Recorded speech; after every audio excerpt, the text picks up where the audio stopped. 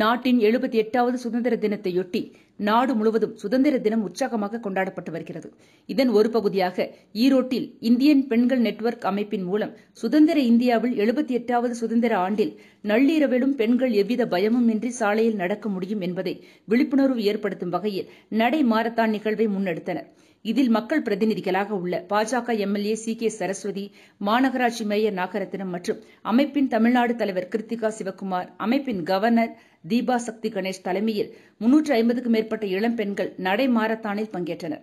இந்த நள்ளிரவு நடை மாரத்தான் நிகழ்ச்சியை மாவட்ட ஆட்சியர் ராஜகோபால் சுன்கரா மற்றும் எஸ்.பி. ஜகவர் ஆகியோர் கொடியசைத்து தொடங்கி வைத்தனர். அப்போது பெண்கள் மத்தியில் பேசிய எஸ்.பி. ஜவஹர், பெண்கள் நள்ளிரவு மாரத்தான் மேற்கொள்வது மகிழ்ச்சியாக உள்ளது. அதே நேரத்தில் சுதந்திரத்திற்காக பெண்கள் போராடிய வரலாற்றை திரும்பி பார்க்க வேண்டும், பெண்கள் மன தைரியத்துடன் இருக்க வேண்டும் என தெரிவித்தார். இதனைத் தொடர்ந்து பேசிய மாவட்ட ஆட்சியர் ராஜகோபால் சுன்கரா, இந்த நிகழ்ச்சியில் பங்கேற்பது மகிழ்ச்சியாக உள்ளது, பெண்களால் பெண்களுக்காக என வலியுறுத்துவதும் நன்றாக உள்ளது. இந்த முயற்சி செய்த அமைப்புக்கு வாழ்த்துக்கள் தெரிவித்தார்.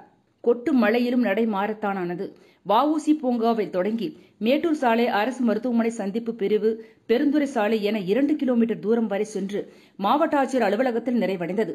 நடை மாரத்தானில் பங்கேற்ற பெண்கள் கூறுகையில், பெண்களுக்கு சுதந்திரம் வேண்டும் என்ற குரல் மட்டுமே ஒலித்துக் கொண்டிருந்த போது பெண்கள் சுதந்திரம் குறித்து மகாத்மா காந்தி கூறிய கூற்றுப்படி 78வது சுதந்திர தினத்தில் நள்ளிரவு நடை மாரத்தான் செய்வது புதிய முயற்சியாக உள்ளது.